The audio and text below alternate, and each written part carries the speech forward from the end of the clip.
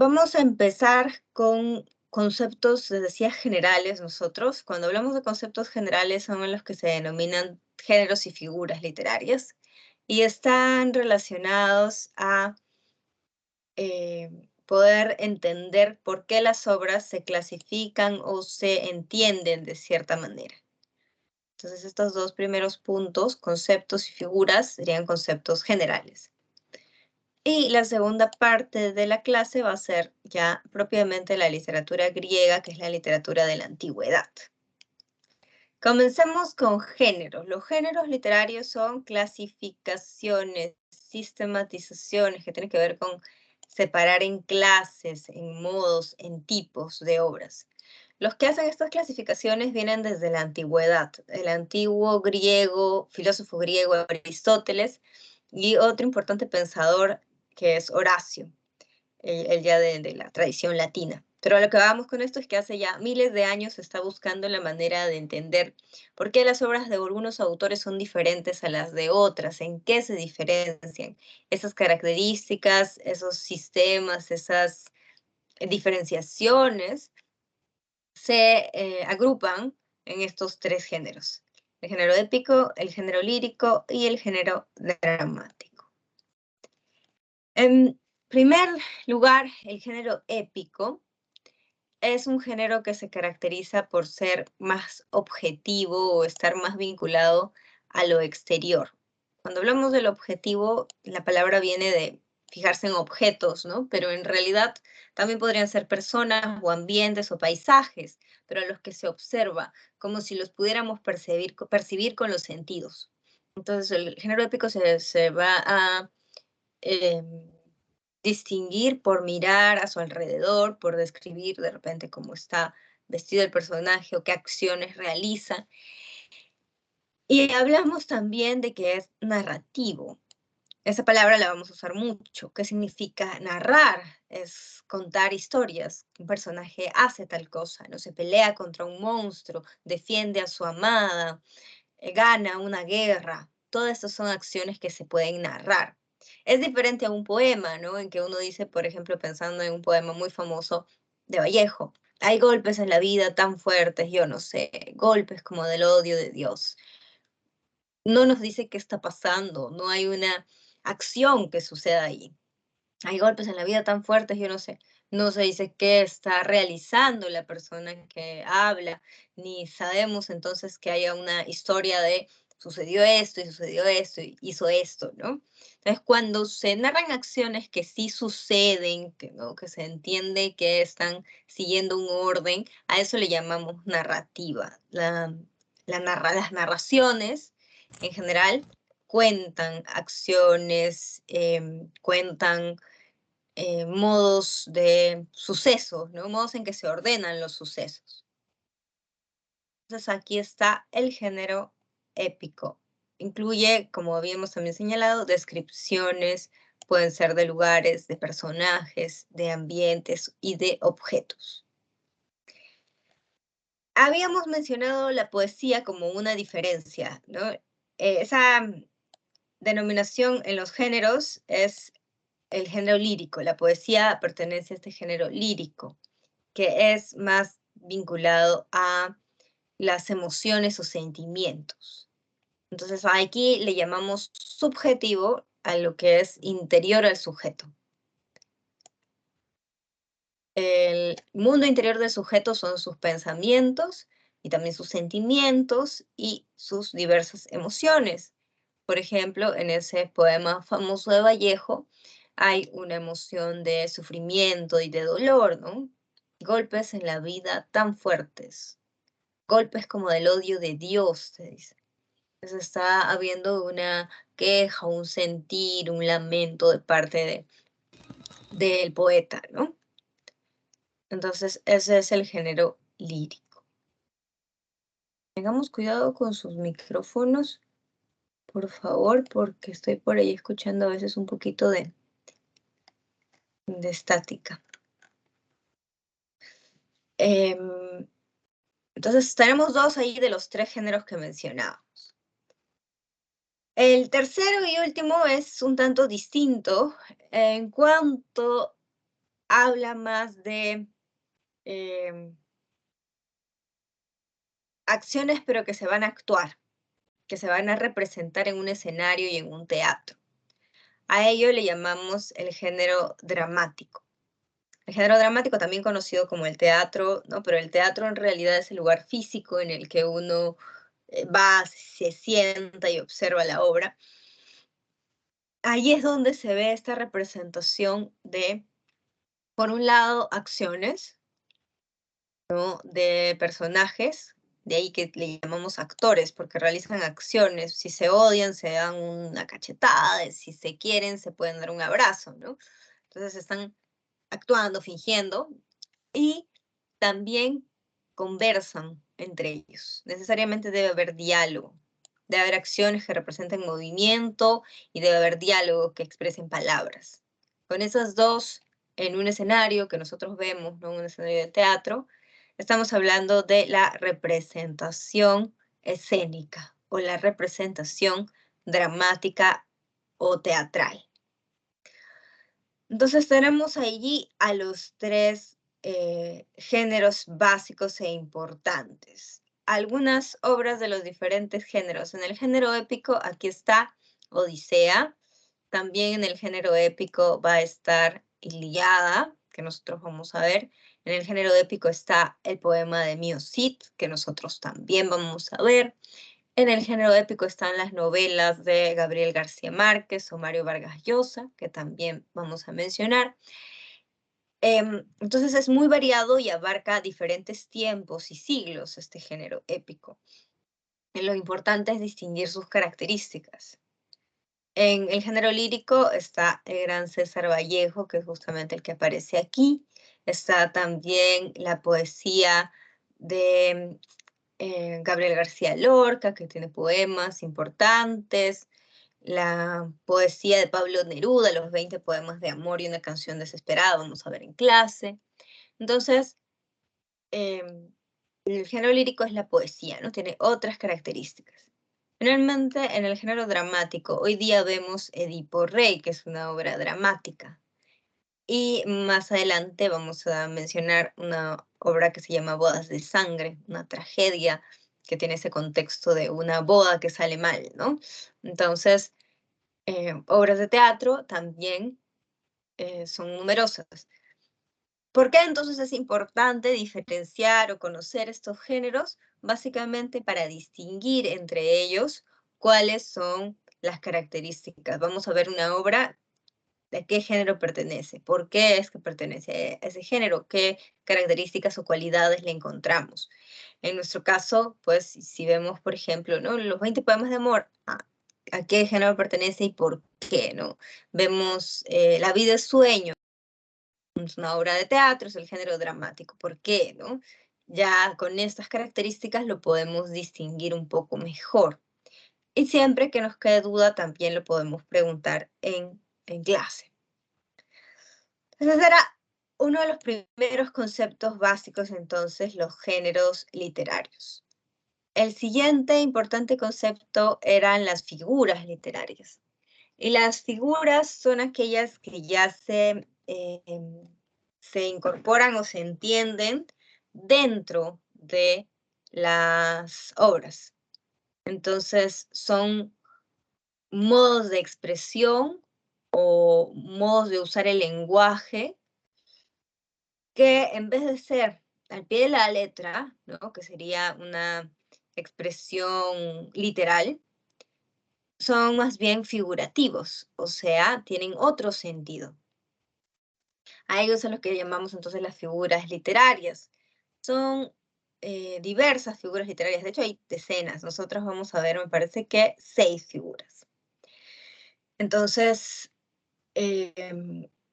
modo de expresión o modos de usar el lenguaje, ¿para qué? Para que se exprese uno de manera más creativa, o puede ser más intensa, o puede ser más graciosa, o puede ser de manera, pues, más artística. Pero son formas de expresión, entonces, de diversos tipos. La primera figura que nos corresponde, está en pantalla, es la metáfora. La metáfora implica que tenemos dos palabras que tienen sentidos similares o que tienen sentidos que se pueden comparar o equiparar. Y se sustituyen o se comparan dependiendo de la situación. Justamente aquí están las dos situaciones, los dos tipos de metáfora. La primera, que dice A es B. Cuando hablamos de que un término es otro, ¿no? Por ejemplo, aquí dice, nuestras vidas son los ríos que van a dar a la mar, que es el morir, continúa el poema. Nuestras vidas son los ríos. Estamos viendo que es la metáfora, ¿no? De A es B. El B es los ríos, ¿no?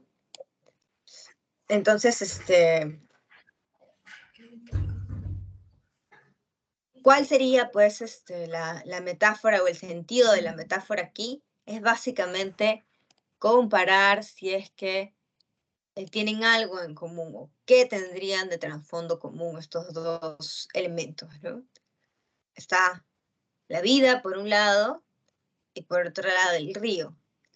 Como el poema continúa y dice, ¿no? Nuestras vidas son los ríos que van a dar a la mar, que es el morir. Entendemos un poco mejor esta comparación, porque tenemos la idea del río como algo que fluye y que avanza y que va a dar a la mar, ¿no? Así como la vida va a dar a la muerte. Entonces, aquí la idea de la vida y el río está siendo comparada porque estos dos términos, sobre todo los términos metafóricos que son vidas y ríos, tienen un aspecto en común. Ambos no paran, ambos fluyen, ambos van hacia adelante siempre, no hay forma de detenerlos, no hay forma de hacerlos retroceder. Esa es la idea de trasfondo de esta metáfora. Entonces, de manera figurativa, metafórica, de ahí el nombre, nos está equiparando estos dos términos. Esta metáfora es más o menos sencilla porque siempre va a estar el verbo ser, ¿no? Ya sea en plural, en singular, en pasado, en presente, en futuro, pero está. A es B, o A era B, o A son B, ¿no? Como pasa aquí. Pero está el verbo ser. En cambio, la segunda es un poco más compleja porque no aparece el verbo y no aparecen los dos términos comparados. Aquí en este segundo caso vemos que te dice, la noche ha prendido sus claros diamantes. ¿Y cuál es el término metafórico o el término que se está usando de modo figurativo, ¿no? La noche ha prendido sus claros diamantes. ¿Cuál sería la figura que se... o qué término la figura que veíamos, la metáfora? Claros diamantes. Efectivamente, muy bien. A los diamantes, ¿no? Hay esta idea de que el diamante está reemplazando algo. O sea, la noche prende diamantes, literalmente, ¿no? Tienen claros diamantes. ¿O qué es lo que se está allí reemplazando, sustituyendo? Estrellas. Muy bien, el término entonces metafórico es diamantes y está haciendo una metáfora de reemplazo, de sustitución, en vez de decir, pues, la noche ha prendido sus estrellas, te dice la noche ha prendido sus diamantes. Entonces aquí ya no te dice las estrellas son diamantes, ¿no? Que eso sería más fácil de identificar, eso sería una metáfora como la que estaba arriba. A es B, las estrellas son diamantes en el cielo de la noche. Pero no, en este caso se complejiza un poco más, tenemos A en vez de B. Entonces, diamantes en vez de estrellas. Estas son las dos metáforas entonces que más vamos a encontrar, los dos casos de metáfora que vamos a encontrar, y continuamos con otras figuras. La anáfora es la figura de la repetición. repetir al inicio, además, pueden ser los versos o las oraciones si se trata de un cuento o un relato. En este caso se trata de un poema. Entonces dice, temprano levantó la muerte el vuelo, temprano madrugó la madrugada. Tenemos la repetición al inicio, puede ser de una palabra o de una frase. Puede ser más de una palabra. En este caso, para enfatizar que temprano es que pues se ha teñido todo de esta aura sombría, ¿no? Este poema trata del entierro de alguien, entonces es una elegía. Pero habla de esta sensación de temprano y de madrugada, de haber estado rodeado de muerte o velando a alguien. Esta figura es fácil, ¿no? Es más o menos fácil de identificar, sencillo, solamente hay que, en estos casos sí, usar un poco la memoria. La anáfora suena un poco similar a la metáfora y no tiene nada que ver. Otra característica, perdón, otra figura literaria es el epíteto.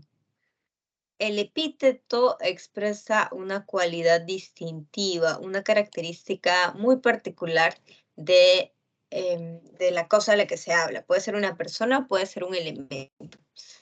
Entonces, el epíteto lo usaban mucho los antiguos griegos, lo usaba en particular bastante Homero, que vamos a ver tiene dos obras muy famosas, Ilíada y Odisea. Y para referirse a sus héroes utilizaba estos epítetos. Odiseo era el astuto Odiseo, porque se caracterizaba por ser muy ingenioso, muy hábil en sus pensamientos, muy rápido además, para pensar y salir de aprietos. Entonces ese era su epíteto, el astuto Odiseo.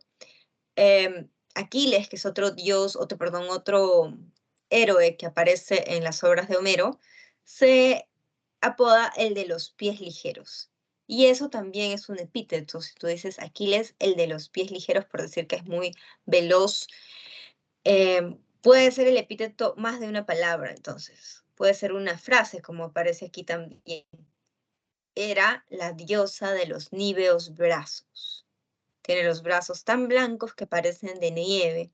Aquí ya no es solo una palabra o una cualidad, sino una frase que nos expresa toda esta característica, ¿no? Entonces, el astuto Odiseo, el encendido fuego, era la diosa de los níveos brazos, Aquiles, el de los pies ligeros, y muchos más epítetos que podemos encontrar.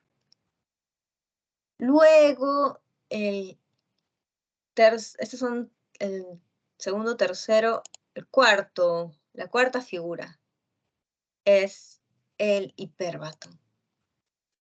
El hipérbaton es la figura del desorden o la alteración del orden lógico.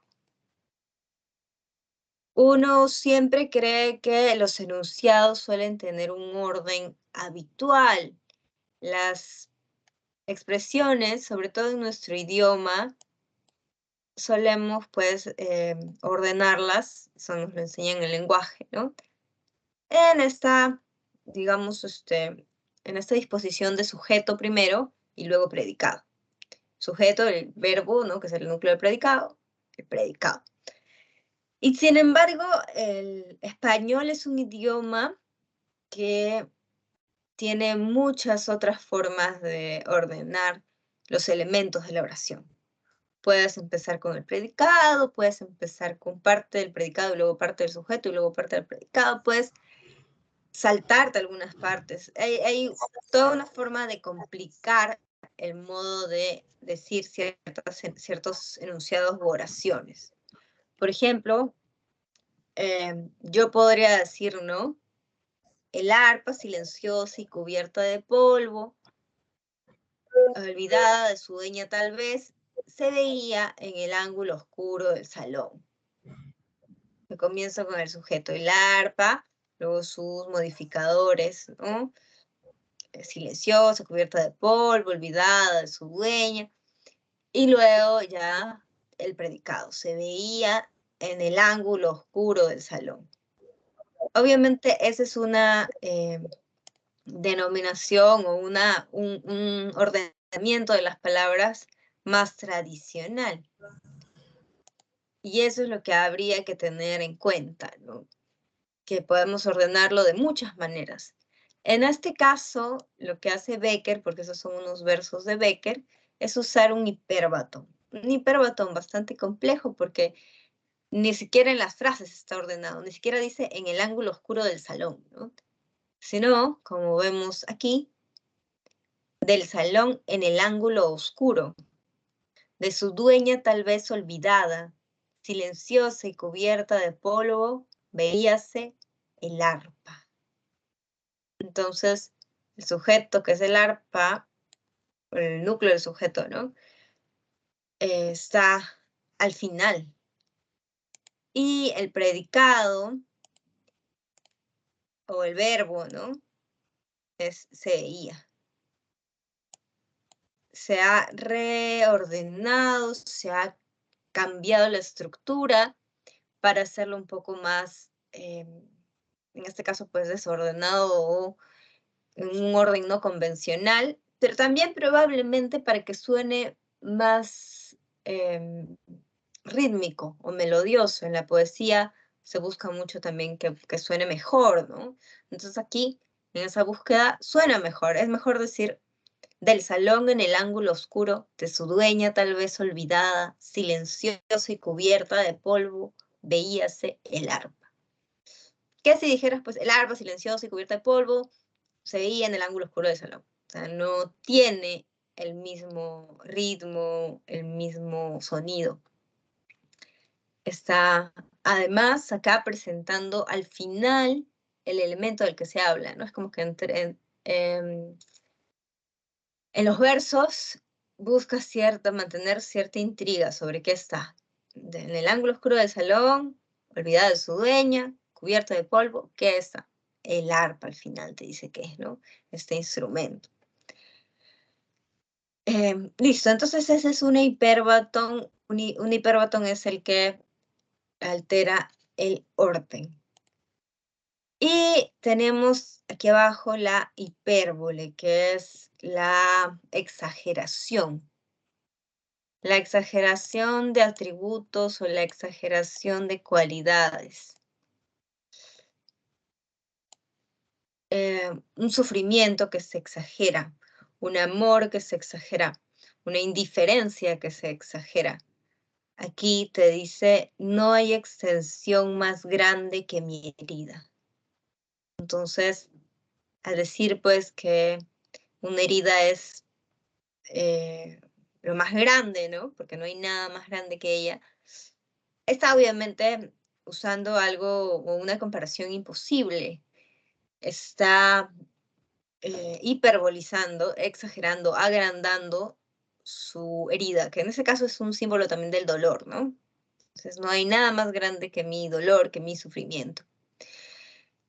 En un poema famoso del Renacimiento, un pastor está enamorado de una chica y ella pues se llama Galatea.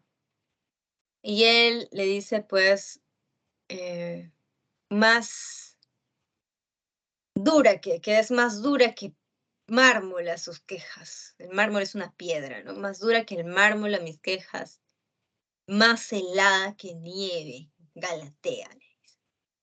Y en esas comparaciones, en esas expresiones, al decir que es más dura que el mármol, más helada que la nieve, lo que está haciendo también es exagerar los rasgos de la chica, ¿no? Es más dura que las piedras, o sea, no se conmueve, no tiene emociones, no tiene sentimientos. Es más helada que la nieve, o sea, es fría, indiferente, no le hace caso, no le da bola, ¿no? Entonces, a eso es a lo que se refiere esta exageración. Por último, tenemos la figura del símil, eh, que es una figura de comparación directa a dos términos. Entonces, en el símil se utilizan ciertas palabras que se denominan justamente nexos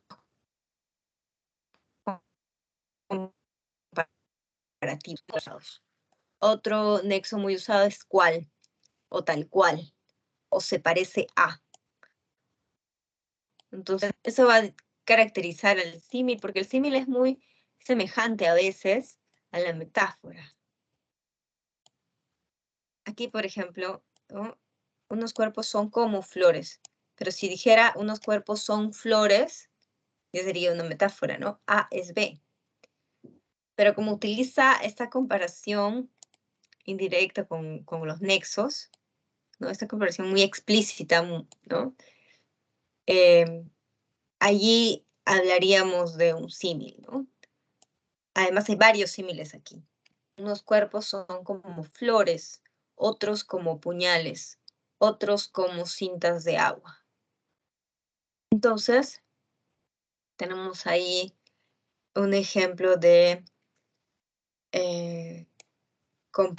comparación muy explícita mediante nexos o mediante palabras, eh, palabras justamente de este tipo, ¿no? Muy puntuales.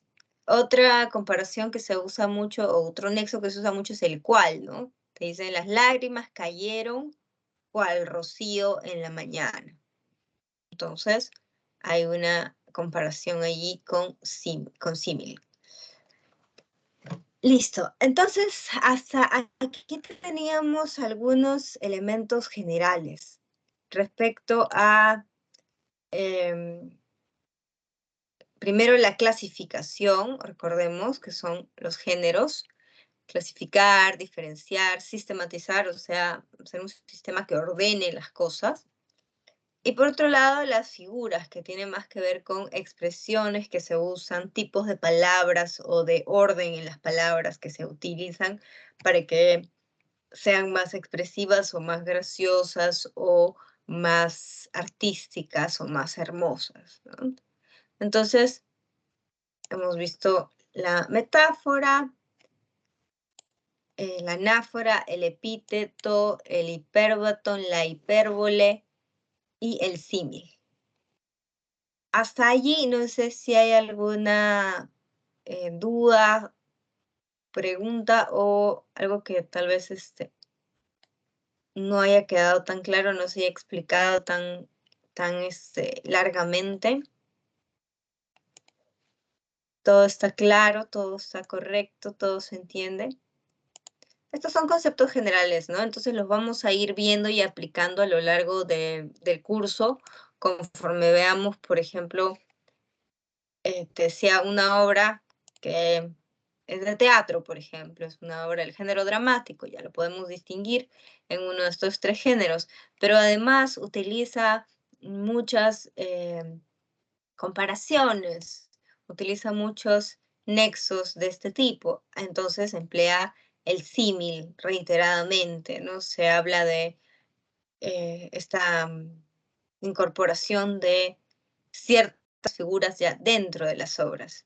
En nuestro caso, ahora que vamos a ver a Homero, por ejemplo, vamos a ver que sus obras son del género épico, que sería el primero, pero utiliza mucho una figura literaria que es el epíteto. El astuto Odiseo, Aquiles, el de los pies ligeros, son algunos ejemplos de estos epítetos o figuras. Listo. Entonces, como está todo claro, es algo general y podemos entrar ya en literatura griega. La primera obra de la literatura griega que vamos a ver que corresponde a Homero. La literatura griega es una literatura que se considera ejemplar, que, digamos, pone los cimientos, las bases para una literatura que luego todo el mundo va a seguir. Por eso es que se le denomina formativa, porque forja las literaturas que vienen después, porque muchos la toman de ejemplo, por el que la consideran modélica, muy digna de imitarse o de admirarse. Además, es una literatura original, ¿no? No solo literatura, el arte griego en general, ¿no? El arte y muchas disciplinas son originarias en Grecia. los orígenes del derecho, de las olimpiadas, de la escultura, tal y como la conocemos, y en nuestro caso la literatura, mucho va a estar influenciado por este arte pues tan propio de esta zona. Entonces, se vuelve un modo de expresión universal.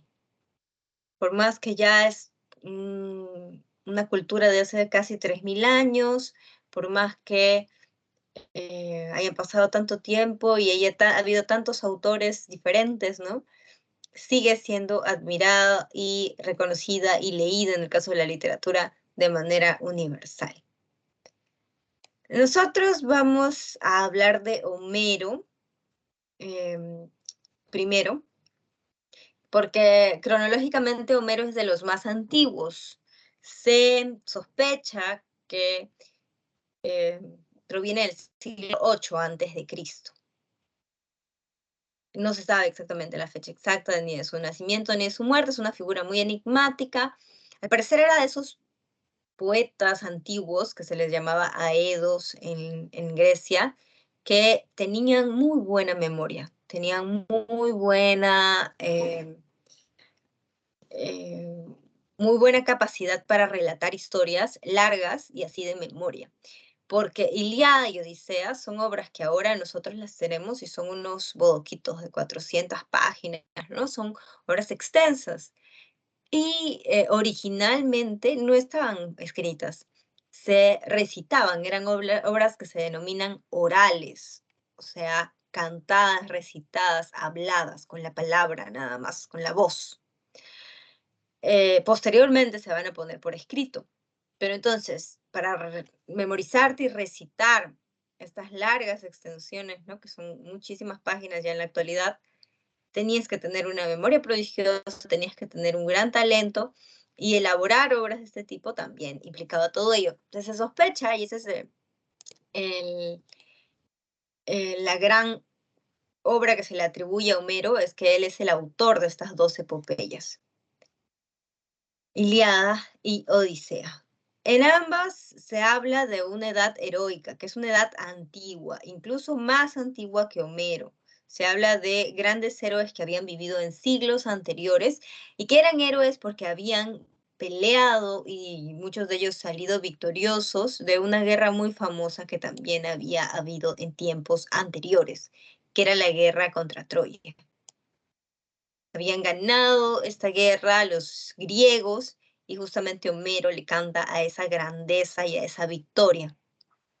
Ambas obras están divididas en 24 cantos o rapsodias o 24 divisiones. Se sospecha que justamente eso favorecía a que se pudiera memorizar, ¿no? En vez de que te memorices un bloque de lo que serían 400 páginas, te memorizas 24 cantos, que además estaban escritos en versos.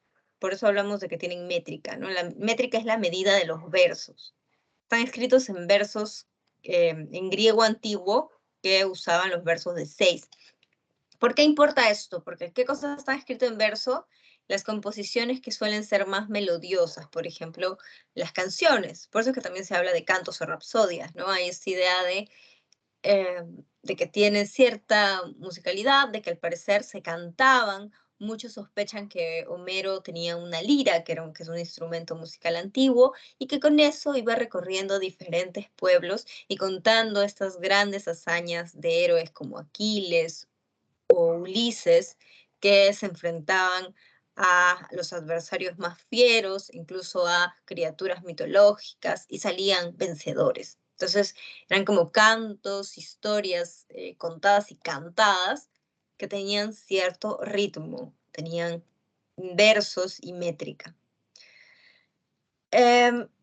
Nos habla de héroes que son todos reyes o príncipes o semidioses o de algún tipo de cargo aristocrático. En ese sentido es que hablamos de los señores, ¿no? Se habla de Ulises es un rey, el rey de Ítaca, el señor.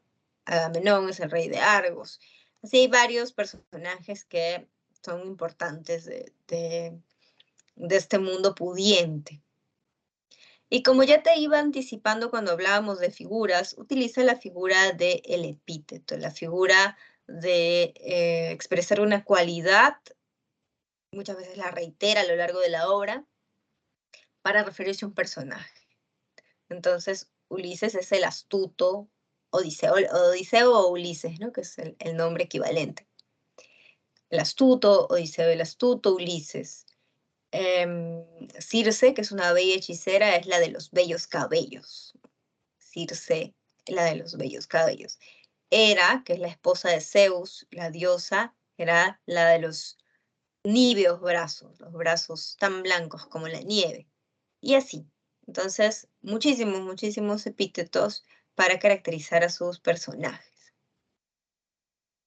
La épica griega tiene entonces dos grandes obras que son Ilíada y Odisea. Nosotros vamos a hablar un poquito de ambas. La más antigua se presume que es Ilíada. Ilíada trata de la guerra de Troya y comienza con una riña entre los mismos griegos.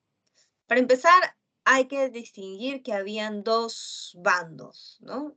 Está el bando de los griegos y el bando de los troyanos. Dentro de los griegos está Aquiles, que va a ser un héroe importante.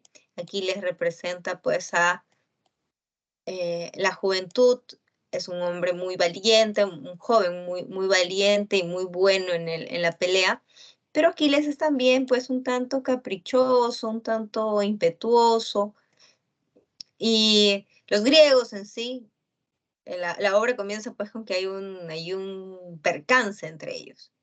Del otro lado, el héroe troyano, al que también se va a engrandecer y exaltar, es Héctor. Y es importante eso, ¿no? Que no se deja como solamente como vil o como, como menos al enemigo, sino que también se le exalta, porque eso hace que la victoria sobre este enemigo sea más meritoria, más ensalzada. Si derrotas a un enemigo que es digno y que es bueno, con más razón te hace más grande.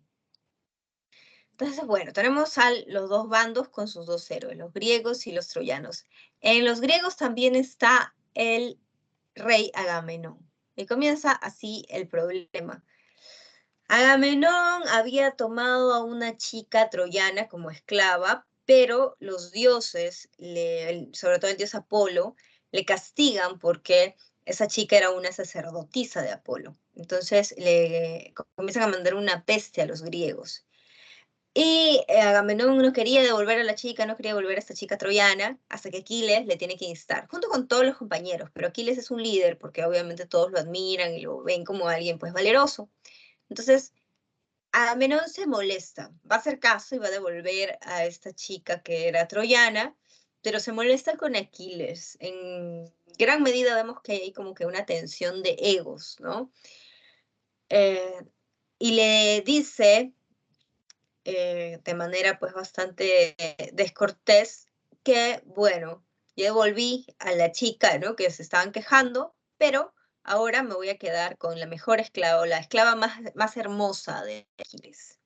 Hay que considerar que las mujeres eran vistas como un botín preciado, ¿no? Entonces era un botín de guerra también en este contexto. Entonces, Aquiles tiene a una de estas esclavas que es su esclava más cercana, muy hermosa, muy joven, muy servicial con Aquiles, y Agamenón se la va a arrebatar. Esta chica se llama Briseida.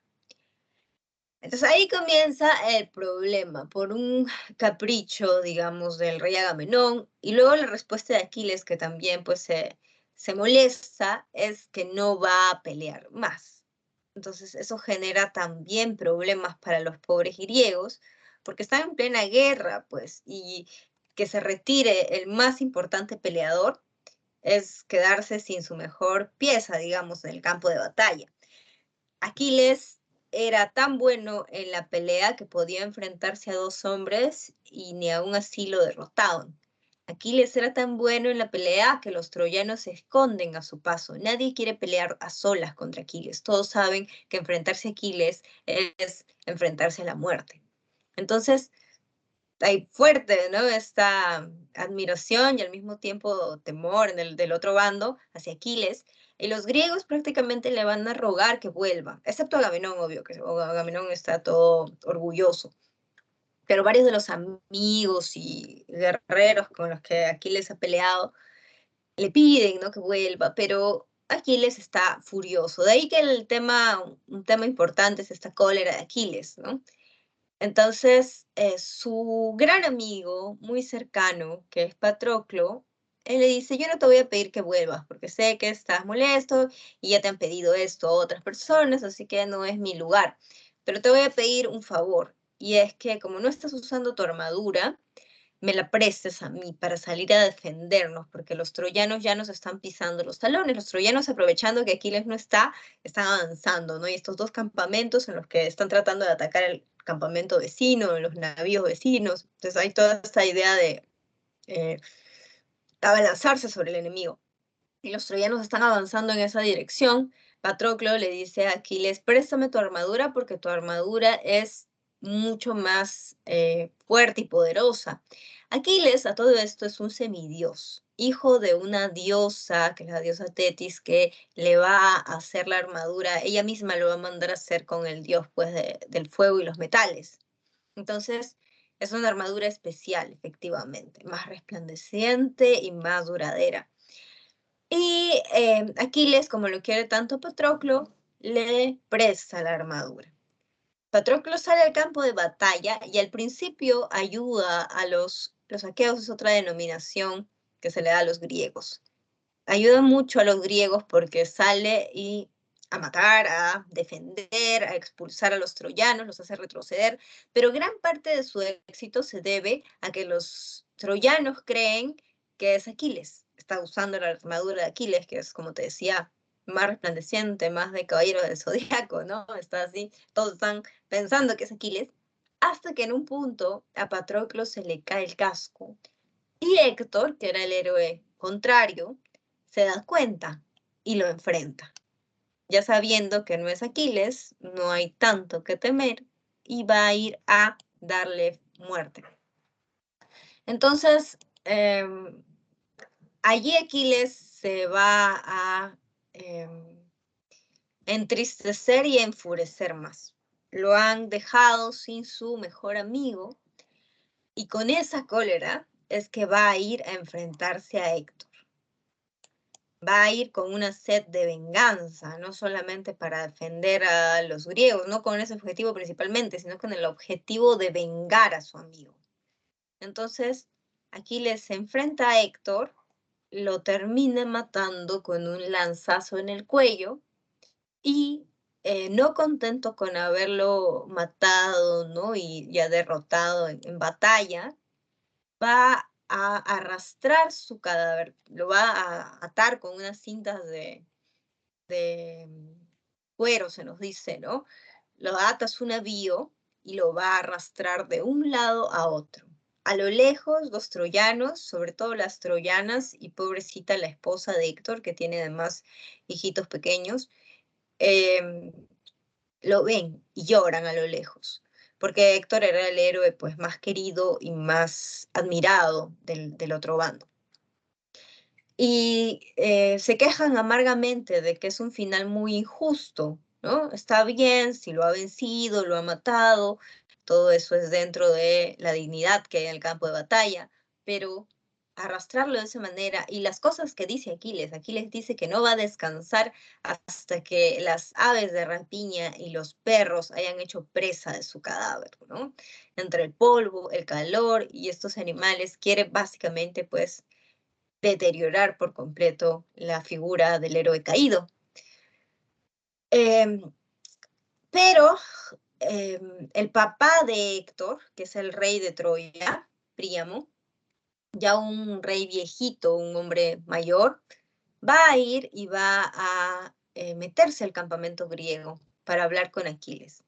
Una jugada además muy riesgosa, porque si lo capturan es el rey del enemigo, lo capturan o lo matan o algo peor. Pero el rey, pues el viejito está tan entristecido por la muerte de su hijo y por sobre todo el terrible desacramiento que le está haciendo su cadáver, que se va a meter a escondidas al campamento griego, a la tienda de Aquiles en particular, y va a hablar con él. Y solamente entonces Aquiles, conmovido por la figura de este pobre viejo, decide soltar al cadáver y devolverlo a Troya. Entonces el final de la obra de la Ilíada es los funerales de Héctor en Troya. Cuando ya ha sido devuelto, se nos dice que va a establecerse un plazo de 12 días en los que lo van a velar y no va a haber guerra durante ese tiempo. Es una especie de tregua. No se nos cuenta más sobre la guerra en la Ilíada. En la Ilíada no se dice quién ganó o quién perdió, que ya para la época de Homero era muy sabido, era una guerra muy famosa de siglos atrás que habían ganado los griegos, pero en la misma obra en sí no se cuenta. Hay esta idea simbólica de que los dos héroes representan a sus patrias. Aquiles representa a Grecia, Héctor representa a Troya. Al momento de que Héctor cae, significa que Troya va a caer también, pero no se dice explícitamente, ¿no? El tema central, como te mencionaba, es la cólera de Aquiles. Aquiles es un hombre, pues, que se enfurece porque al principio lo trata mal. Efectivamente, también Agamenón es un hombre muy, el primer, rey con el que se enfrenta, con el que tiene estos altercados, es Agamenón, ¿no? Y es un hombre, pues, muy caprichoso, que quiere hacer lo que a él le da gana, que pisotea al resto. Y eso obviamente le fastidia mucho a Aquiles, que básicamente él ha pasado por sobre él, lo ha pisoteado.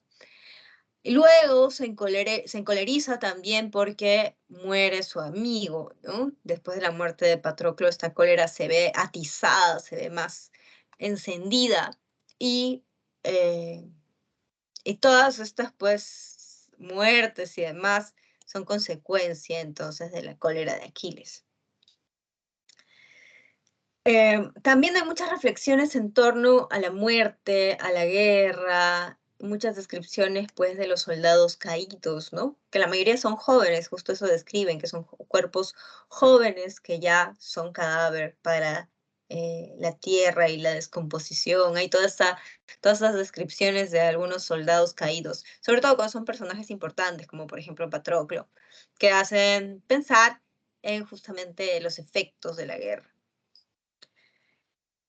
Aquí está el comentario, uno de ellos ya te había mencionado, ¿no? Esta idea de que el destino de Troya está unido, vinculado, anticipado por el destino de Héctor. Al momento de que Héctor, pues, muere, ya se está como que vislumbrando lo que va a pasar también con Troya, también va a caer. No se cuenta en la obra el final, te decía, no se cuenta la derrota de Troya, pero sí la derrota de Héctor. Hay esta exaltación de los héroes y de sus proezas, ¿no? Aquiles es muy engrandecido y son héroes muy humanos, además, porque tienen sus lados tal vez no tan perfectos, ¿no? Esta idea de la cólera como algo, pues, que hasta cierto punto, pues, genera mucha fatalidad, muchas cosas que se debieron evitar, pero al mismo tiempo es un héroe muy querido y muy exaltado, es un guerrero muy valiente, es un hombre muy joven y que no prácticamente le tiene miedo a nada, ¿no? Aquiles es un héroe muy exaltado en ese sentido, como el héroe de la juventud y de la guerra. Em, la guerra también, y esta idea de que sean guerreros, nos hace pensar en el símbolo que se esconde detrás, ¿no? Son guerreros, son aristócratas, son hombres que se enfrentan a la adversidad con sus propias manos para salir victoriosos. Entonces hay esta idea de que en la vida también debe ser así. Uno debe ser, digamos, de armas tomar. La vida es una lucha constante en la que uno tiene que afrontar las adversidades y solo así alcanza una grandeza, alcanza una mayor dignidad, como dice aquí. Entonces, es interesante porque, claro, tiene la apariencia de la obra bélica, de guerra y todos estos personajes, pero también tiene estas lecturas, ¿no? Sobre la valentía, la mortalidad y nuestra existencia también. Entonces, esa es la obra más antigua, Ilíada, y también nos corresponde hablar de Odisea, que es una obra un poco más en torno a entretenimiento o aventura, ¿no? La Odisea plantea una serie pues de criaturas mitológicas, mucha más presencia mitológica, ¿no? Criaturas, hechiceros, incluso hasta objetos como la planta de loto, etcétera, la flor de loto, que nos hacen entrar en un mundo bastante mitológico, mágico, de las creencias griegas de ese entonces. El argumento de la obra, a ver, el argumento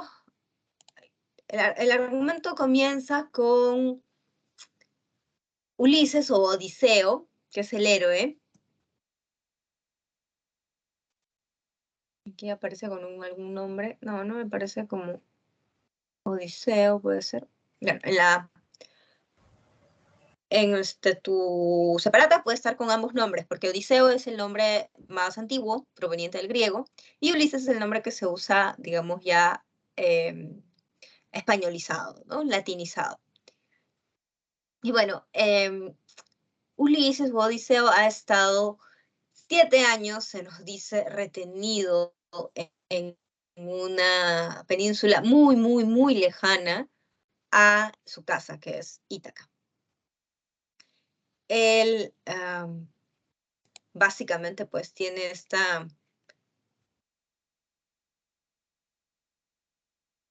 básicamente vamos a ver que tiene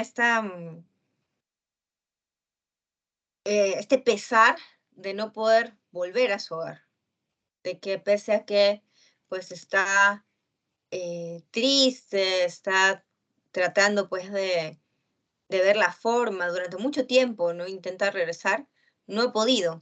Y para colmo, ahora una divinidad que es la diosa Calipso, una ninfa más específicamente, se ha enamorado de él y lo ha hechizado, de modo que él cree pues que está en la isla apenas unos días, cuando en realidad está en esta isla ya años, ¿no? La ninfa quiere enamorarlo, la esperanza de la ninfa es que se quede con ella.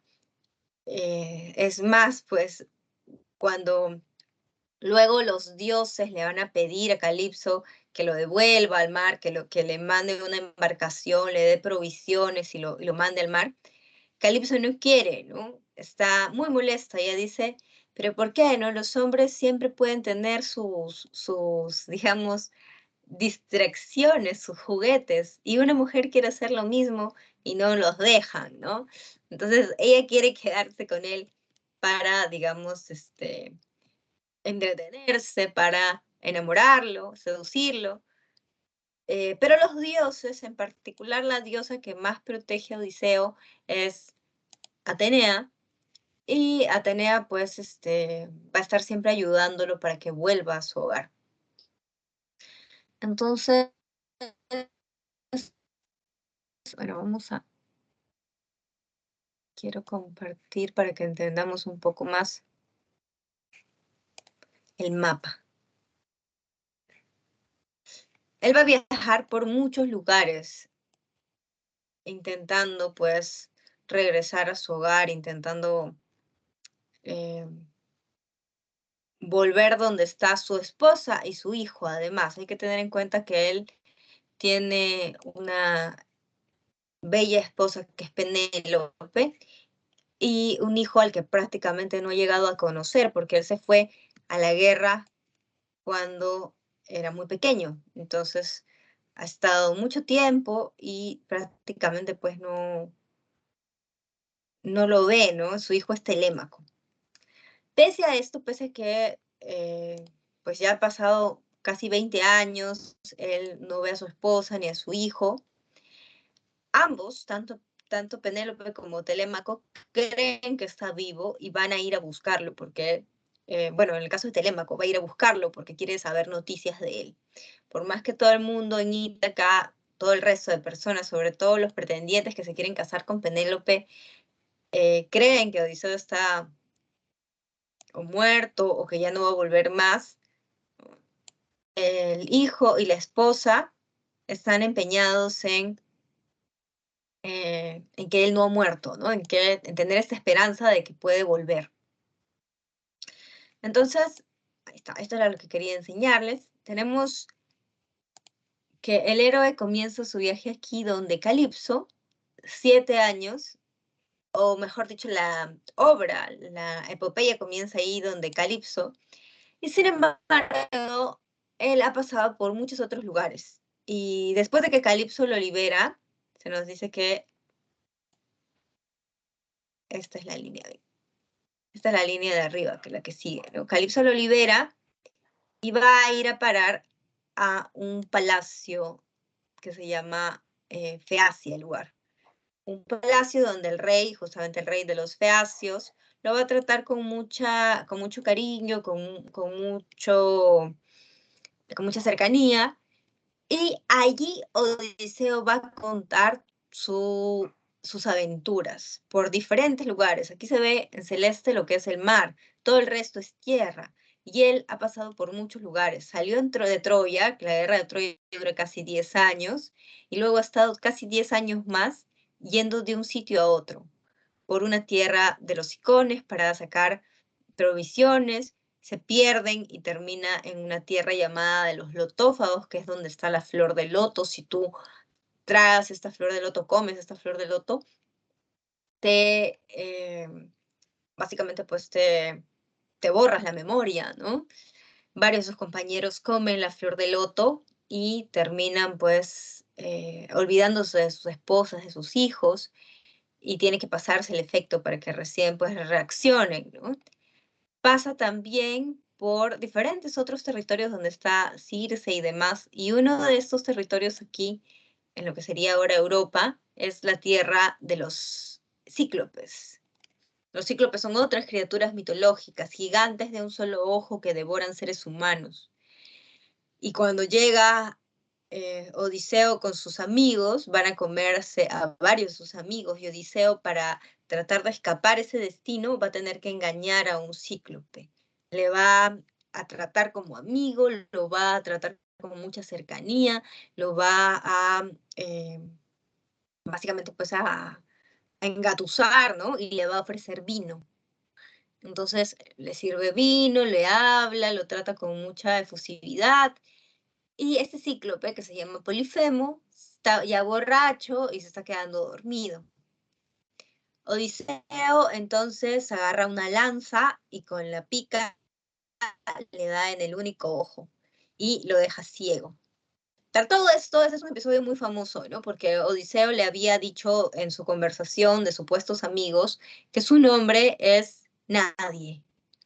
Y el cíclope, cuando se levanta, Polifemo, y llama a sus amigos, comienza a gritar que traigan a nadie, ¿no? Nadie me ha hecho daño, nadie me ha cegado. Y sus amigos no entienden nada, piensan que está loco, ¿no? Que se ha cruzado. Entonces, eso le gana tiempo, la confusión le gana tiempo a Odiseo para poder escapar con alguno de sus amigos sobrevivientes. Sin embargo, hay algo allí de muy mala suerte, que es que Polifemo es el hijo del dios del mar. Poseidón va a ser un enemigo de Ulises y mucho más después de este incidente, porque ha lastimado a su hijo, ha dejado ciego a su hijo. Entonces, los viajes por mar que hace van a ser viajes bien abruptos, ¿no? Va a enfrentarse, incluso va a tener que enfrentarse a monstruos marinos como Escila y Caritis. Eh, También va a pasar por el territorio de las sirenas. Nuevamente, mucha mitología, ¿no? Calipso era una ninfa, Circe era una hechicera, la flor de loto era esta flor mágica que te borraba la memoria, los cíclopes son gigantes de un solo ojo, Escila y Caribdis son monstruos marinos que te pueden hacer naufragar en terribles remolinos, y las sirenas eran parte mujer y parte ave en la antigüedad griega. Eran muy similares a aves de rapiña, tenían cuerpos de ave, pero cabeza de mujer. Y sus voces eran lo que eran muy seductoras de estas sirenas. Decían que la voz de una sirena te llamaba y tú no podías contenerte, tenías que ir. muchos hombres que pasan cerca de las islas de las sirenas escuchan sus cantos que los llaman y se arrojan sin pensarlo dos veces de sus embarcaciones y terminan naufragando, muertos y siendo devorados por estas sirenas, pues que justamente reposan sus patas sobre decenas de cadáveres que están allí. Entonces, Odiseo va a pasar también cerca de ese territorio, ¿no? Y va a tener que taponarse los oídos con mucha cera. Bueno, a sus amigos les tapone los oídos para que no escuchen y no se vayan a arrojar seducidos por las sirenas. Odiseo más bien decide él amarrarse al barco que sus amigos, pero no morir en el intento, ¿no?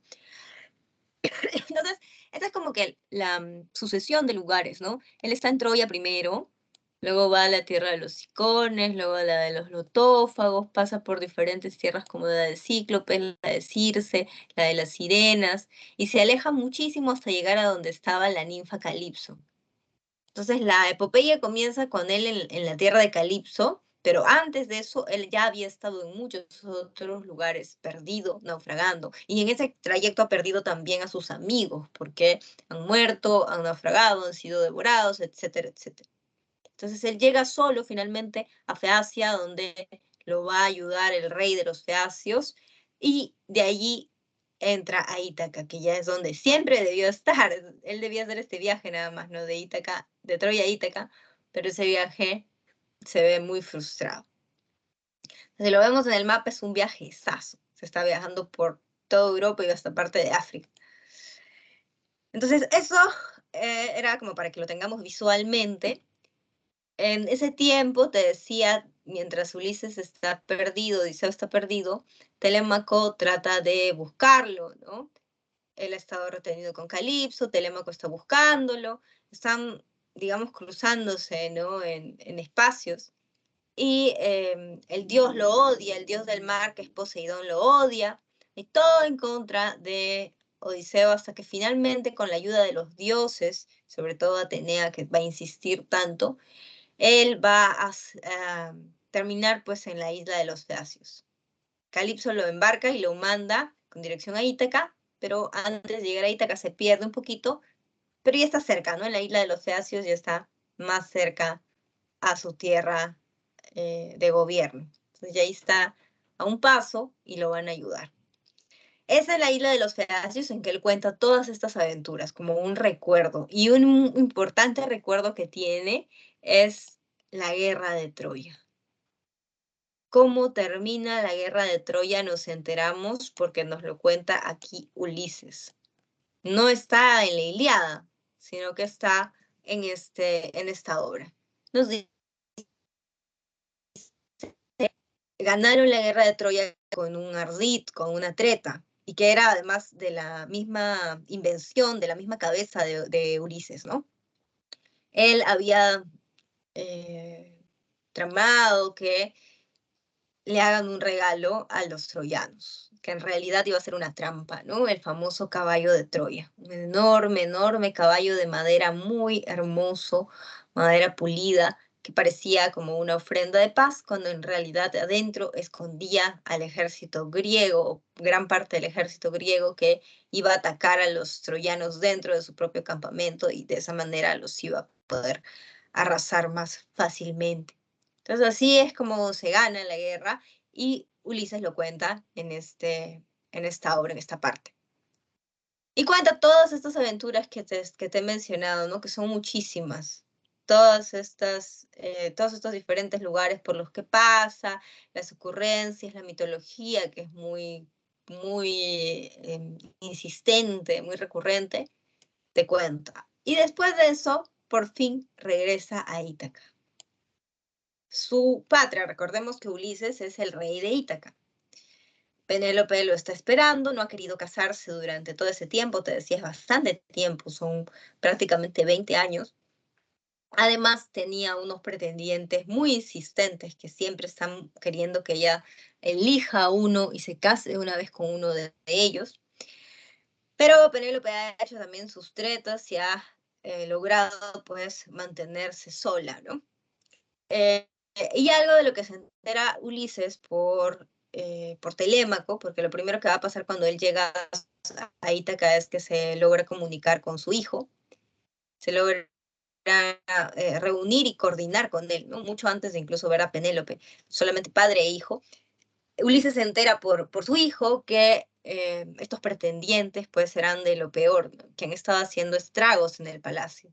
No solamente pretendían a Penélope y la querían prácticamente obligar a que se case con uno de ellos, sino que también la, vamos a encontrar pues que la trataban de una manera muy vulgar, ¿no? La atosigaban, se creían los dueños del palacio, querían quedarse pues con las riquezas que había en el palacio, han comido todas las reses, los chanchos, se han tomado todos los vinos, no han producido su palacio y sus tierras de Ulises cuando regresa, pues están en un estado totalmente deplorable, ¿no? Han hecho un gran detrimento, han hecho un gran daño a su reino. Y por estos pretendientes entonces malvados y encima, digamos, acosadores en nuestros términos actuales, ¿no? Ulises decide vengarse de ellos, pero lo va a hacer con la ayuda de su hijo y de algunos sirvientes leales que todavía le quedaban, y de esa manera mata a los pretendientes. Finalmente se da el reencuentro con Penélope, con la esposa. Además, este episodio también es interesante porque Odiseo entra, o Ulises entra a Ítaca y va a estar disfrazado de mendigo. Y así es como lo ve Penélope la primera vez que él regresa, ¿no? Como un mendigo, no lo va a reconocer porque tiene toda la apariencia de un viejo mendigo. Esto es porque la diosa Atenea lo ha ayudado para pasar desapercibido. Entonces después, cuando ya ha pasado todo lo de la venganza y ya Ulises ha matado a los pretendientes, ¿no? Con Telémaco y demás,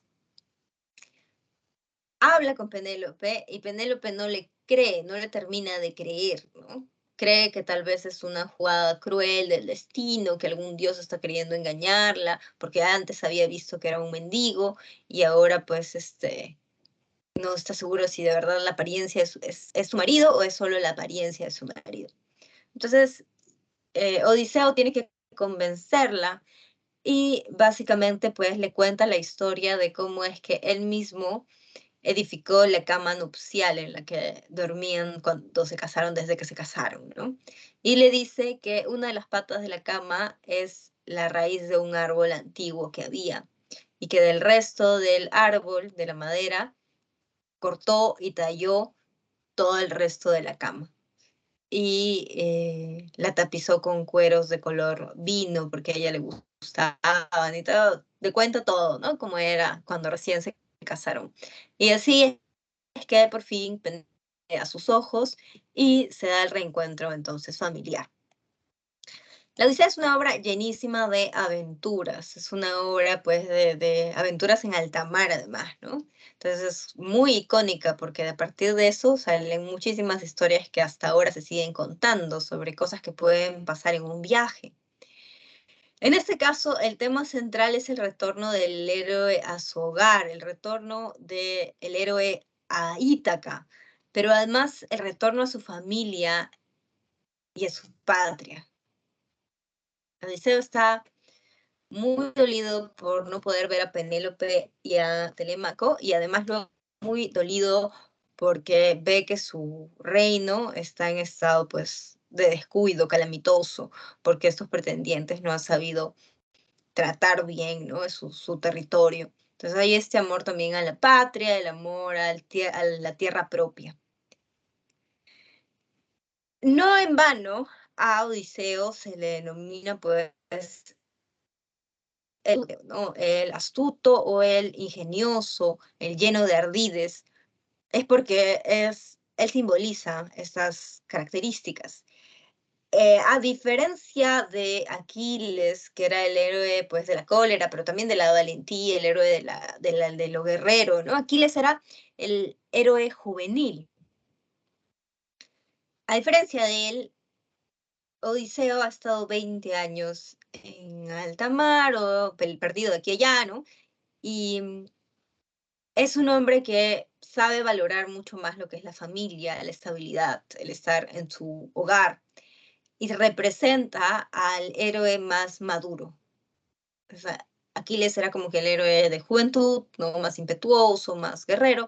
Odiseo es más el héroe de madurez, más reflexivo, más astuto, el que utiliza más la mente que el cuerpo físico para protegerse o para salir de dificultades. Em, Nuevamente encontramos símbolos, ¿no? Si bien es una aventura, hay muchas aventuras, muchas adversidades que enfrentarse, mucho entretenimiento. En esta obra es mucho más entretenida incluso que la Ilíada. El trasfondo también tiene un, digamos, un símbolo u otro mensaje. En este caso, se habla de cómo la Odisea es el viaje que emprende Ulises, ¿no? Y cómo la Odisea o el gran viaje es equiparable a la vida misma. Entonces uno debe asumir, ¿no?, estas adversidades, peligros, de manera también valerosa, de manera reflexiva, para poder realizarse como, en este caso, como Ulises, con grandeza, ¿no? Entonces ahí esta idea de afrontar las dificultades que se te puedan presentar en el viaje de la vida misma. Por otro lado, recordemos que la diosa protectora de Odiseo es Atenea. Eso tampoco es en vano. Atenea es la diosa justamente de la inteligencia. Entonces, por eso también especialmente tiene una conexión o este cariño muy fuerte por el héroe, porque el héroe representa la astucia y la inteligencia que ella quiere resguardar de los seres humanos, ¿no? Que a ella le parece el valor más valioso de los seres humanos. Entonces, hasta allí hemos visto las dos grandes epopeyas de la antigüedad, Ilíada. Ilíada, recordemos, con la cólera de Aquiles, ¿no?, el enfrentamiento entre los griegos y troyanos. Y hemos visto la Odisea, con el tema, pues, de el retorno del héroe al hogar, ¿no? El retorno del héroe a Ítaca, en este caso. Con ello cerramos entonces lo que es la épica, para pasar al teatro.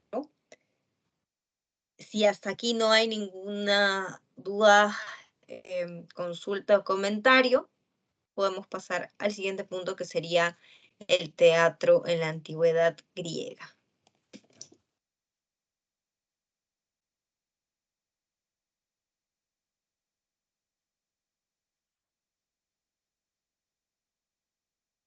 Bien, entonces, vamos a hablar de la tragedia en particular. El teatro griego tiene tragedia y comedia. La tragedia es el punto más alto de este teatro antiguo. Y tiene una historia bastante particular, bastante larga de su evolución. Entonces, primero vamos a ver de estos orígenes y evolución de la tragedia. Y ya luego vamos a mencionar la tragedia más importante de la antigüedad griega, que es Edipo Rey. Entonces, comencemos hablando un poco de qué entendemos, ¿no?, por esta representación de tragedia. Es extraño si nos ponemos a pensar en la etimología de la palabra, en el origen etimológico, porque tragedia significa canto de los machos cabríos, como aquí aparece. Y uno podría pensar, efectivamente, de manera muy acertada, que tiene que ver tragedia con el canto de los machos cabríos. Las tragedias son las composiciones que tienen un final triste, ¿no? Son obras de teatro em, con una representación, pues, de un final funesto, con personajes que sufren, que están enfrentados a una serie de adversidades, y no salen bien parados, ¿no? Entonces uno tiene esta idea de lo que es tragedia y de pronto te dicen que significaba canto de los machos cabríos en la antigüedad y ya uno no entiende nada, ¿no? Parece bastante confuso. Em, y es porque el origen de la tragedia está en unos cantos que se hacían sobre todo en estaciones de primavera o en estaciones de productividad, en estaciones fértiles, esa es la palabra que estaba buscando. Entonces, todo surge porque se admiraba mucho a el dios Dionisio, que era el dios del vino, un dios que representaba la borrachera, la fiesta y además el estar pues con muchas mujeres, ¿no? En la idea de un poco la perdición por ese lado. Y se establecían cantos en su honor que se iban a llamar los ditirambos. Estos cantos se cantaban en coros, de ahí esta denominación cantos corales, para representar la admiración, ¿no?, hacia estas temporadas de gran fertilidad, de producción, de mayor producción agrícola, etc. Y lo que se dice es que un animal representativo de estas etapas era justamente el macho cabrío, que retozaban pues en, en los montes, en las praderas, en el campo, ¿no? En estas temporadas favorables, además cruzándose por aquí y por allá con una y otra cabrita del monte, representaban justamente esta idea de fertilidad y, y por lo tanto se vuelve como el símbolo de estas épocas y en este caso también vinculadas a los ditirambos. Incluso se cree que ya muchos de estos ditirambos comienzan a separarse del mero canto porque algunas personas comienzan a disfrazarse. Y uno de los disfraces más populares era este animalito que era pues como el símbolo de buenas épocas, ¿no? Entonces, ya cuando comienzas a hablar de disfraces y cosas así, eso nos emparenta un poco al teatro, porque en el teatro habíamos dicho, hay que actuar. Tú no eres tú. Tienes que representar un papel. Si es que estás en un escenario, ¿no? Actuando, tienes que representar un papel. Entonces, este es el contexto, digamos, de donde surge, ¿no? Muy, muy lejano, pareciera todavía no tener mucho que ver, pero así es como comienza. Comienza a ver la idea entonces de representación. En principio eran representaciones todavía corales, que luego, a partir de este grupo del coro, los integrantes del coro eran los coreutas, a partir de ese grupo comenzaba a distinguirse o a tener más importancia uno de ellos, que es el corifeo. Más adelante ese corifeo va a evolucionar aún más y se va a volver un solista que es el actor, o mejor dicho, se va a volver un actor como lo conocemos nosotros. Entonces, también habían quienes ponían la plata para todo esto, que eran los coregas. No tienen lugar en la representación, son nombres parecidos, pero eran simplemente los que financiaban los gastos. Y ya comienza a ver entonces esta idea de un espectáculo, ¿no? Para entretener. Primero un coro que canta y luego comienza a distinguirse un solista y finalmente aparece el actor. Entonces surge una serie de reglas, digamos, de representación. Por ejemplo, y eran reglas bastante estrictas en la antigüedad griega. Por ejemplo, el hecho de usar máscaras y disfraces. Uno no podía nada más actuar como ahora, ¿no? Que vemos nuestras series en Netflix, en diferentes plataformas, son porque representan a personas como cualquiera de nosotros. Pero allí necesitaba haber una distinción, porque como es una nueva, digamos, forma de hacer arte, era algo novedoso, no debía confundirse lo que es la realidad y lo que es la historia, la ficción, ¿no? La historia representada en el escenario. Entonces usaban unos zancos también enormes, muy altos, para que los vean desde lejos a los actores. Usaban máscaras que debían cubrirles el rostro para que no haya una ambigüedad ni confusión con sus personas reales. Y usaban disfraces. Los actores además eran solamente varones. Por norma, en todas estas manifestaciones cultas que eran públicas, las mujeres no podían actuar. Era una sociedad bastante androcéntrica todavía, la de los griegos, ¿no? Muy centrada en el varón y con mucho recelo y mucho temor de que las mujeres se aparecieran en lugares públicos. Eso era algo que no era bien visto. Entonces, em, las mujeres no representaban, no habían actrices. Sin embargo, vamos a ver que en varias obras hay personajes mujeres, ¿no? En Edipo Rey, la esposa de Edipo se llama Yocasta y es la reina. Entonces, ¿cómo es que se solucionaba esto? Los personajes que eran mujeres, femeninos, debían ser representados por varones también. Otra regla importante es que no se representa violencia.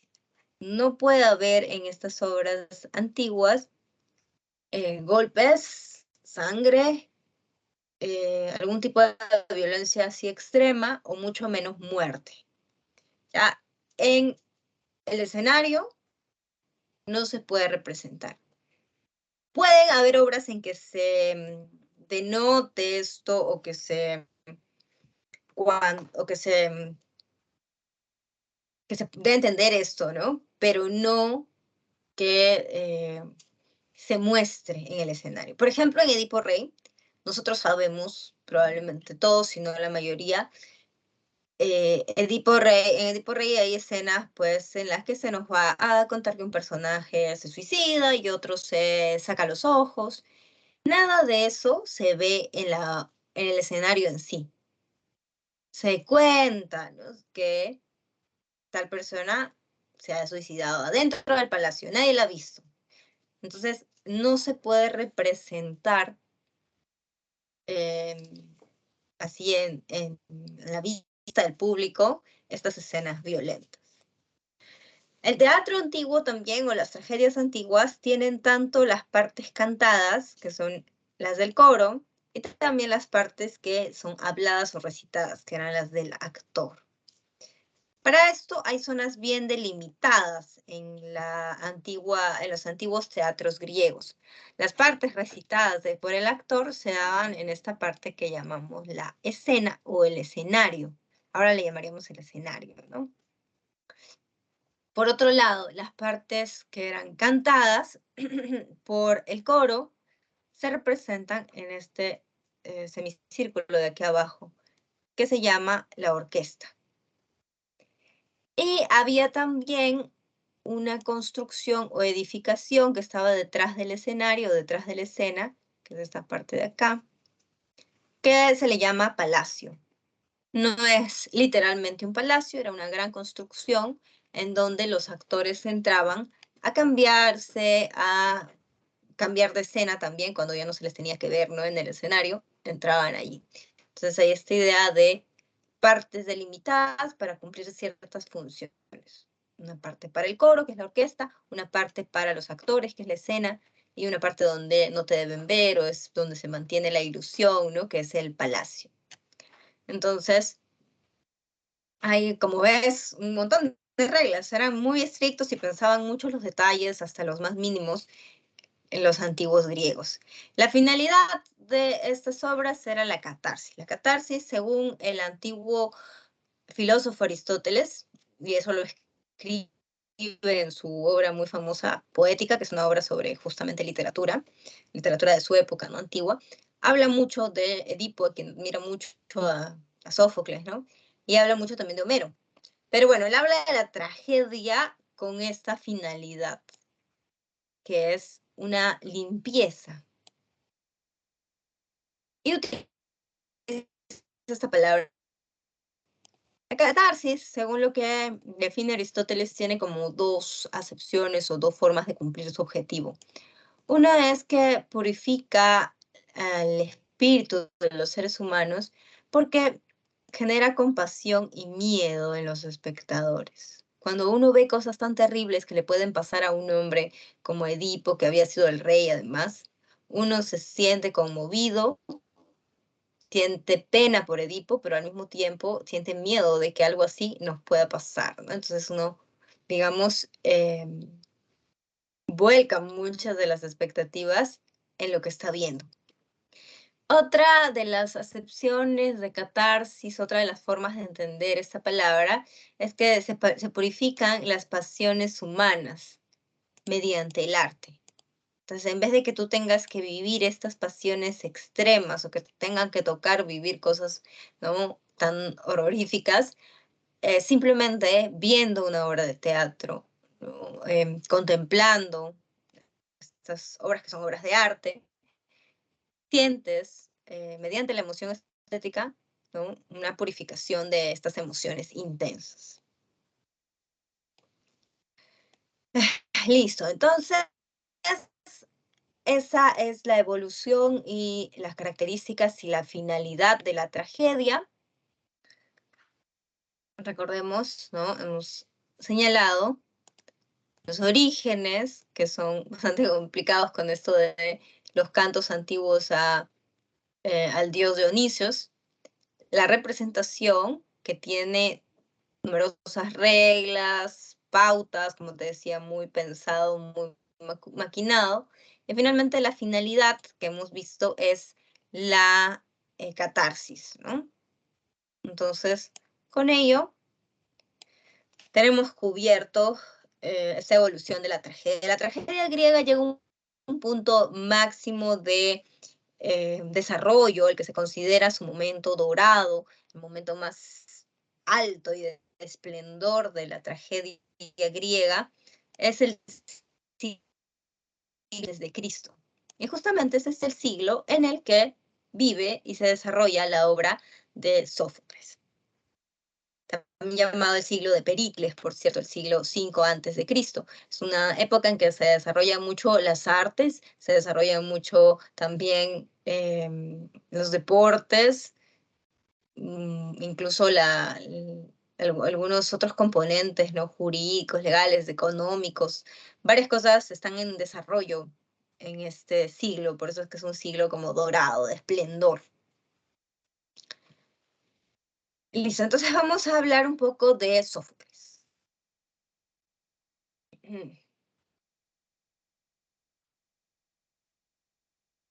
Em,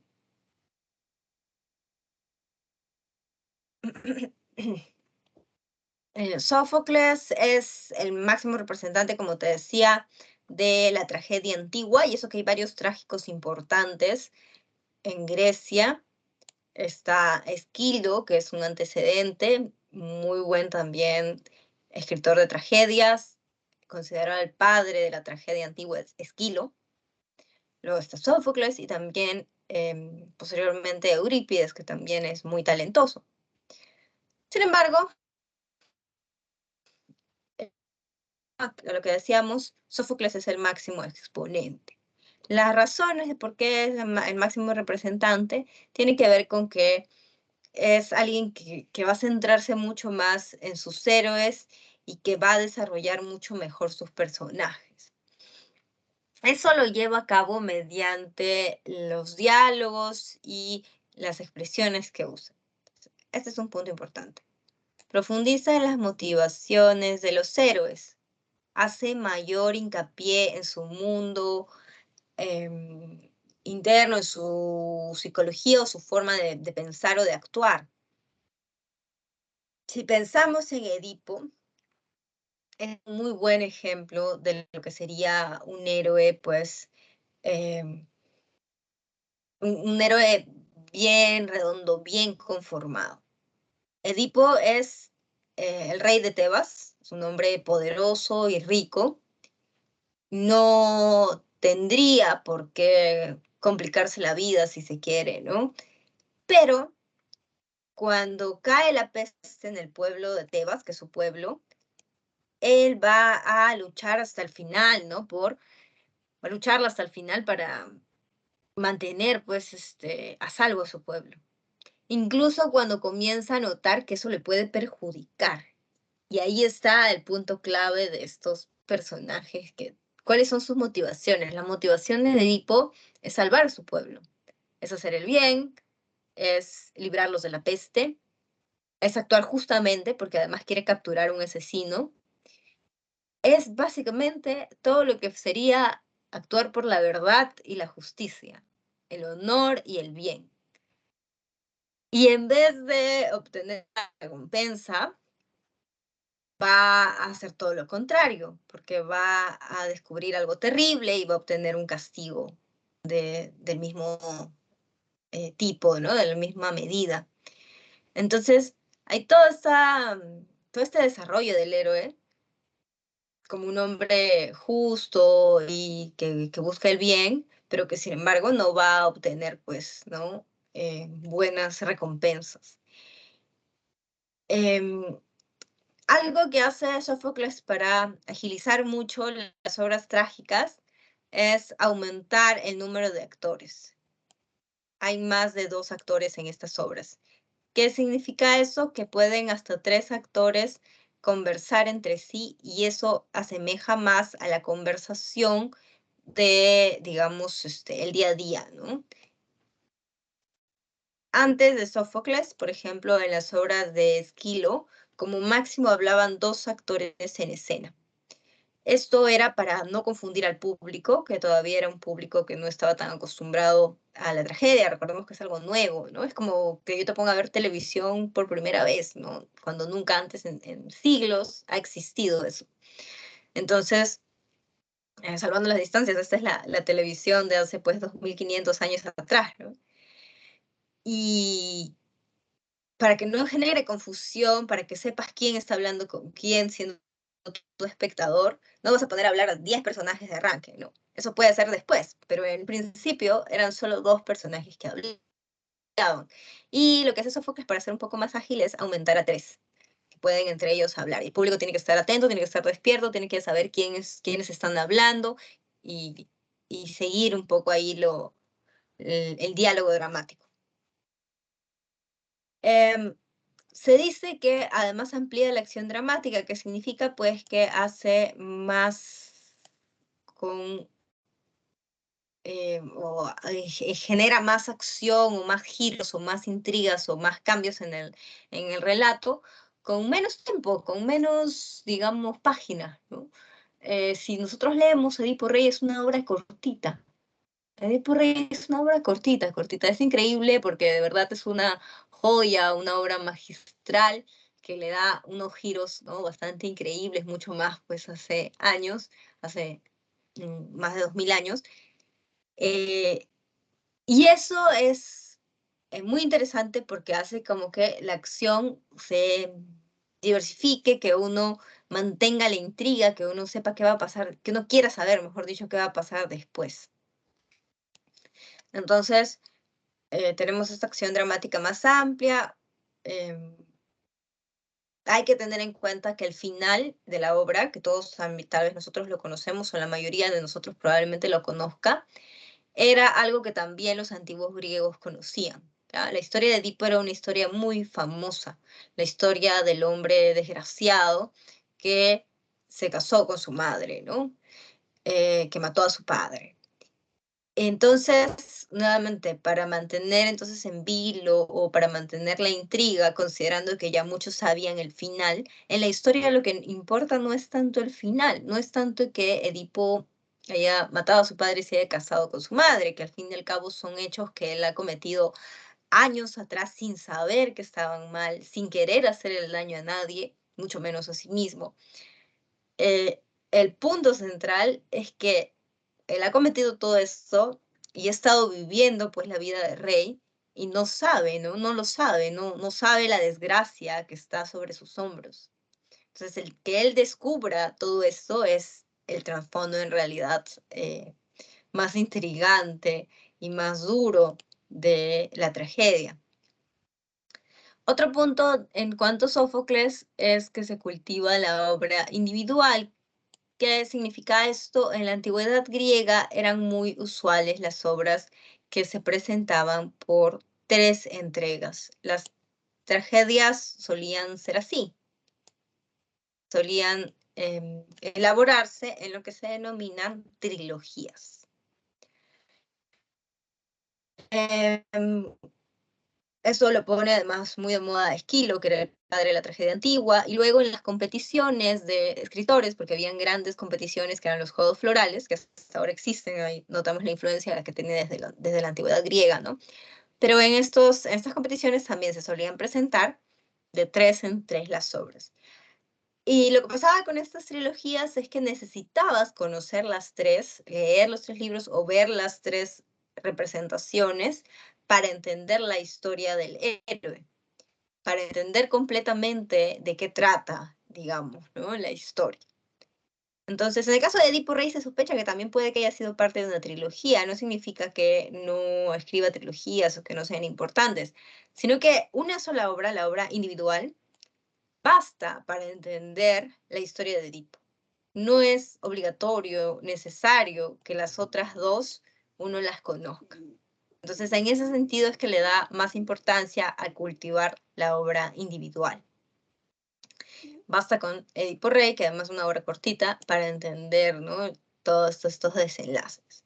Hay un montón de eventos que suceden en Edipo Rey. Al principio, la peste. La peste cae sobre el pueblo de Tebas.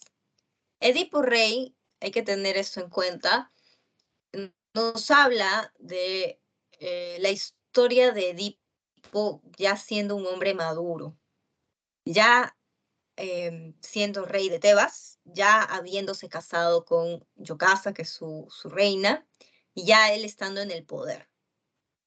Y enfatizo eso porque hay muchas historias sobre Edipo, hay historias sobre Edipo de niño, sobre historias de Edipo sobre adolescente. En la misma obra van a recordar cosas del pasado, pero Edipo ya está grande, ya está casado y ya es rey de Tebas. O sea, la historia es parte de eso. Entonces, cae la peste. Y Edipo, que es un buen rey, se preocupa por los más débiles del pueblo, que van a comenzar a caer enfermos y morir si él no hace algo. Entonces manda a su cuñado a que le averigüe en el oráculo por qué es que les están mandando esta peste terrible los dioses. Y el oráculo le dice que la causa de la peste es que no se ha castigado al asesino del rey anterior. El rey anterior se llamaba Layo y murió asesinado en el cruce de 3 caminos, de una manera un tanto, bueno, bastante violenta, y según lo que se relata, asesinado por unos ladrones.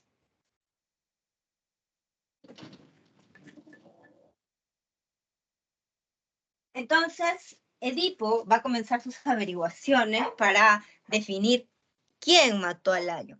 Y para ello, por ejemplo, llama a un adivino que le va a contar un poco sobre esas circunstancias, porque una vez que adivine quién mató a Layo, pues se liberan de la peste, ¿no?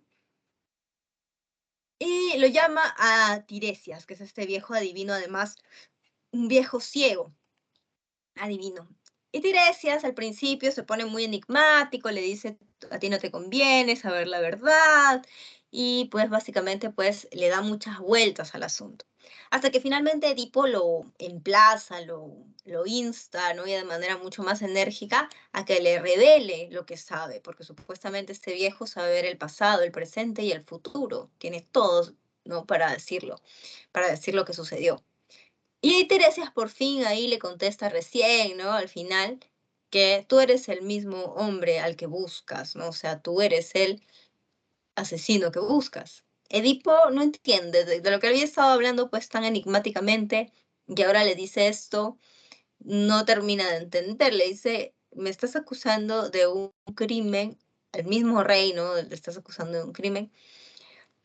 Y nuevamente Tiresias a veces contesta con ciertas evasivas, un poco esquivo, entonces es un poco enigmático.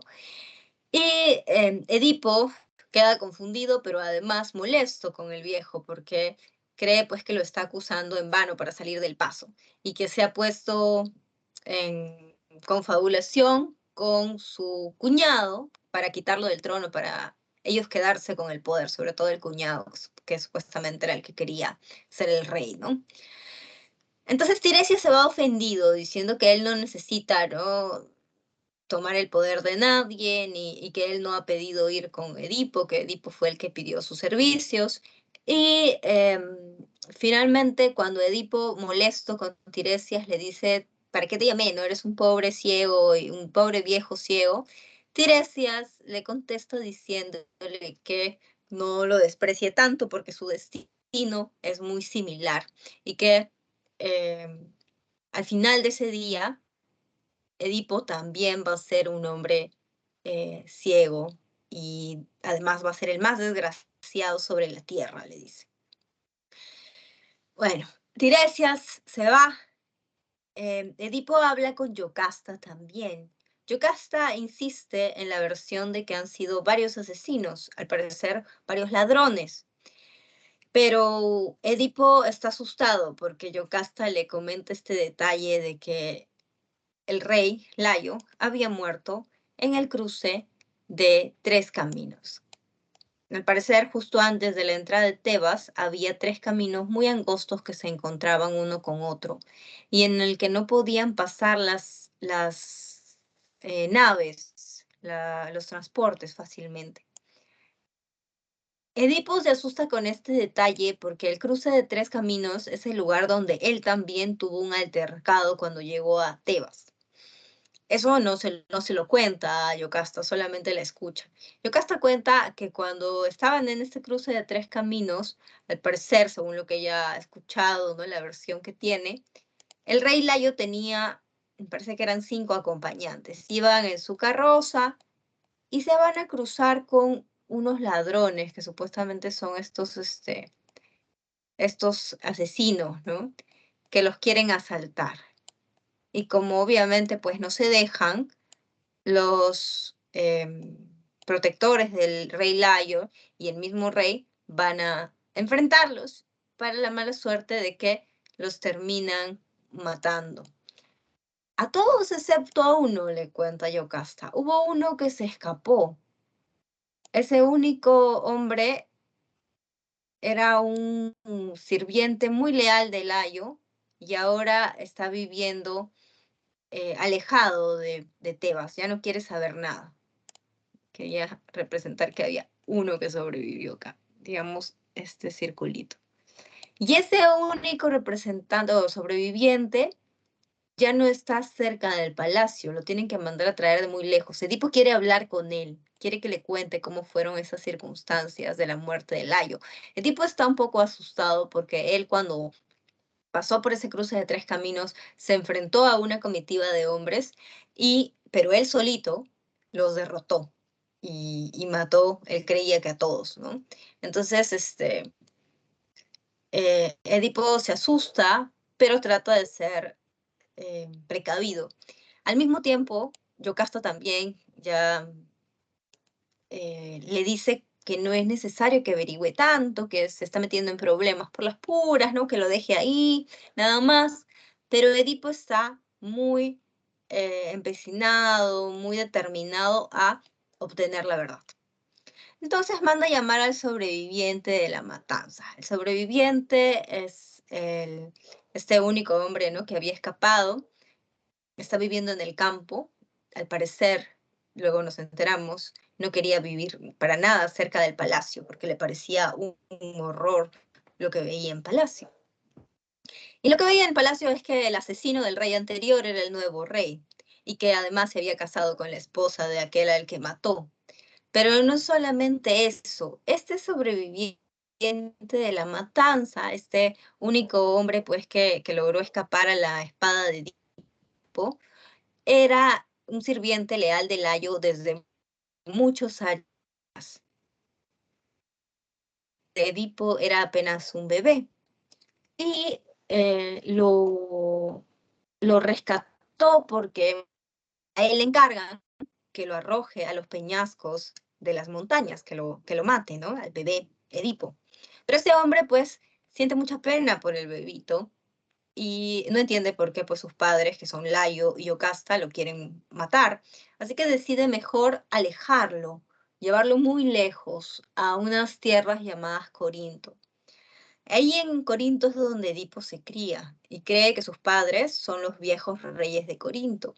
Pero en realidad esos viejos reyes no podían tener hijos, eran estériles y por eso es que lo adoptan a él como si fuera suyo.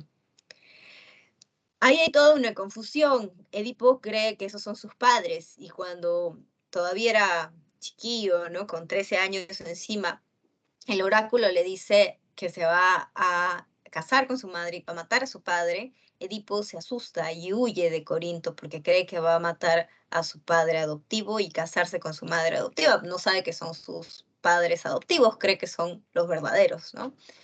Entonces hay esta confusión que ha hecho que Edipo de adolescente escape del lugar donde se crió y que llegue hasta Tebas ya en su juventud, donde se cruza en este cruce de 3 caminos con Layo y luego se casa con Yocasta. El sobreviviente de la matanza sabe todo, ¿no? Sabe que él es el mismo niño al que salvó y que luego era el joven que estaba viviendo en Corinto y que luego era el joven que mató al rey Layo. Entonces, con esta persona se descubre toda la verdad. Y se va descubriendo por partes, ¿no? Como te digo, entrevista al adivino, habla con Yocasta, incluso viene un mensajero de Corinto a decirle a Edipo, ha muerto tu padre, ¿no? Y Edipo está triste y dice, bueno, pero igual yo no puedo volver porque el oráculo me ha dicho que me voy a casar con mi mamá y ya murió mi papá, no lo voy a matar, pero de repente me caso con mi mamá. El destino no lo quiera, pero eso es lo que me ha determinado a mí el oráculo, dice Edipo. Entonces, este mensajero que venía de Corinto le cuenta la verdad, ¿no? Le dice, no, pero en realidad, pues, tú no eres hijo de los reyes de Corinto, de los viejos reyes, ¿no? Tú eres adoptado. Entonces, poco a poco se va develando las cosas, de tal modo que al final, ya cuando habla con este sobreviviente de la matanza, se termina de descubrir que efectivamente, pues, Edipo es el que ha cometido todas estas atrocidades, ¿no? Ha matado a su padre y se ha casado con su madre. Tiene 4 hijos con Yocasta. Así de radical el error, la situación en la que se encuentra. A todo esto, ya cuando comienza a sospecharse fuertemente lo que es el final, Yocasta lo intuye y antes de que termine de contar su versión, el sobreviviente de la matanza, Yocasta ya se había metido en el palacio. Se mete al palacio para suicidarse, se cuelga de sus propias trenzas. Edipo entra a verla, arranca unos botones, unos broches de su abrigo y con eso se golpea los ojos hasta arrancárselos. Además, Edipo había determinado que el asesino del rey Layo iba a ser desterrado, así que va a cumplir con su palabra y se va a desterrar a sí mismo, se va a expulsar a sí mismo. Entonces, es una obra cortita, pero que tiene varios elementos, varios giros, varios personajes que la hacen muy intrigante, ¿no? Y una tragedia redonda, ¿no? Una tragedia total. El tema central tiene que ver con el destino. Los seres humanos, para los griegos, no podemos controlar nuestro destino. Estamos determinados, predeterminados por él. Entonces, hay esta limitación humana en controlar nuestro destino. El destino es una fuerza superior al hombre. Es algo que no podemos contener. Además, se habla de que Edipo es un chivo expiatorio, eso significa que asume las culpas para que se libere a alguien más, ¿no? En este caso, él asume sus culpas, pero para que se libere también la ciudad de Tebas de la peste. Él pudo haber vivido cómodamente como rey sin querer averiguar nada, pero prefiere la verdad. Asimismo, al final se presenta esta oposición entre la ceguera y la visión. Tenemos que, por un lado, Edipo comienza teniendo su vista, pero no sabiendo la verdad, y al final, cuando está ciego, ya sabe la verdad, ¿no? Digamos que ve lo que no podía ver antes. Aún estando ciego, ve más de lo que no podía ver antes. Entonces, la ceguera significa la adquisición de sabiduría, o representa, ¿no? Es, simbólicamente, esta sabiduría.